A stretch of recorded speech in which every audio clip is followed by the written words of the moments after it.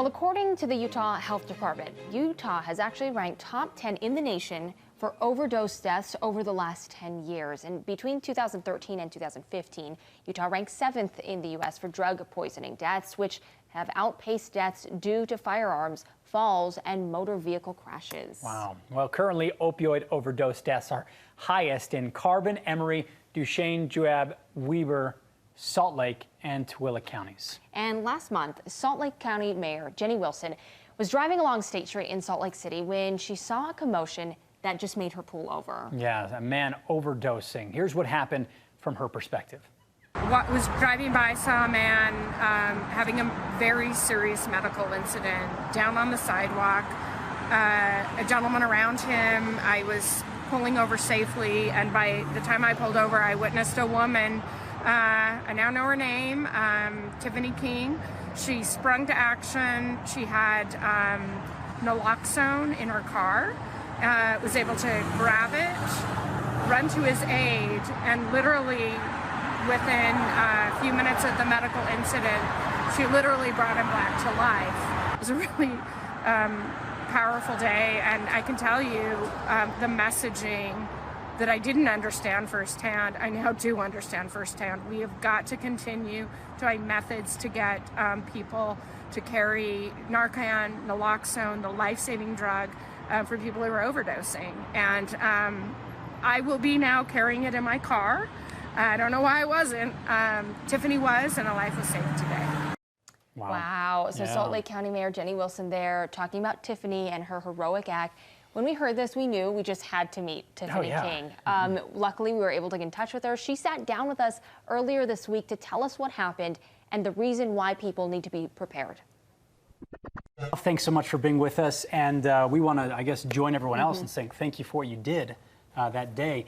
Can you walk us through that day and your perspective? What happened? So I was down in that area, so 19th South, State Street, 2nd East. I was getting family photos with my son, and was then going north to go to my grandma's. And I'm familiar with that part of town and kind of what goes on down there. And so as I was driving by, for me, it's kind of like a bad car accident, and I don't go down there often unless it's kind of recovery based.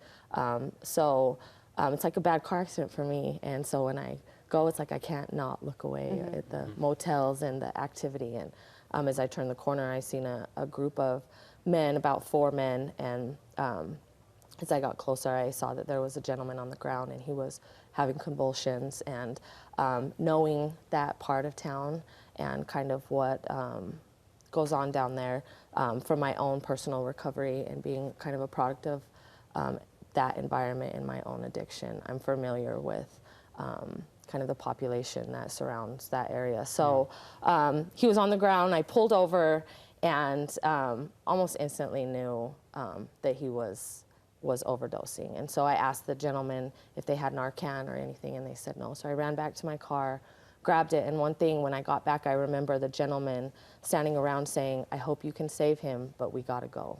And that's that fear of the police are about to come and all of this kind of attention. And there's a fear of that in that area. And so he was foaming at the mouth and turning blue. And I remember there was a lady, and she was on the phone with the police. And so I administered the Naloxone. And in the kit that I have, it comes with directions on how to do it, 1, 2, 3, 4, how much you get and how much you administer and where you administer it. So I administered it to him and then started doing sternum rubs. Sternum rubs are, if people are having seizures or things like that, that's a good way to know if they're like really unconscious. If they react to a sternum rub, that means that they're, not dying, kind of. So was administering the sternum rub until the officers came. And when I was done, I remember the lady saying, "Who are you? You're a hero. Who are you?" And I just said, "I'm a social worker." And she's like, "Well, I'm the mayor." And I said, "That's really funny, because in October, I received a local hero award from the mayor in Salt Lake County from my work within the jail with Odyssey House and the CATS program."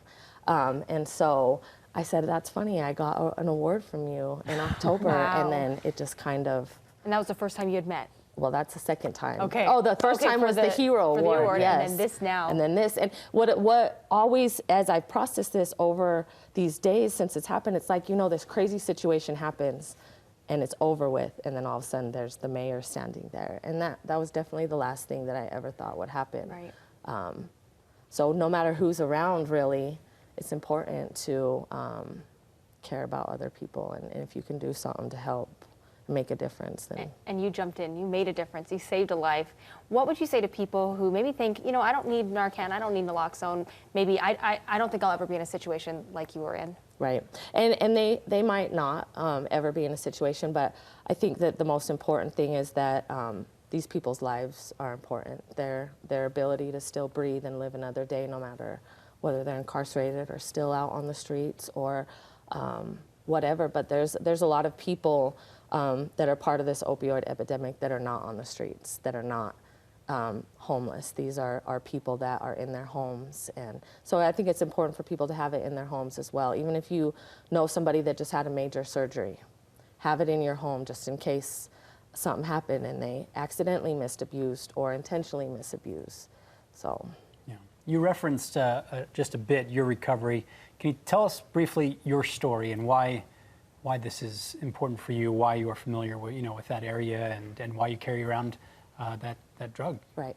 So I'm in long-term recovery, 8 years in recovery, and so in my addiction, I was, like I said, a product of my environment. So I was homeless and part of the population on North Temple and State Street and Pioneer Park and the homeless shelter, and so I'm familiar with kind of the culture that's down there and how they live down there. And so as a social worker and being part of this opioid epidemic as a social worker, I'm seeing people dying, and that's what is affecting me the most. So like I said, it's their ability to breathe and their breath and their life that's most important. Tiffani, we're so grateful for what you did to jump in. Yeah, exactly. And I was just thinking, I mean, I imagine 8 years ago, you'd never think you'd be in the opposite side, now saving lives, you know, that were, you know, in similar situations like what you were in. Absolutely. Well, your story definitely gives us, you know, a new perspective and really pushes us to really see what we can do to help. So we appreciate that. Appreciate you joining us today on KSL Plus. Thank you. Thank you.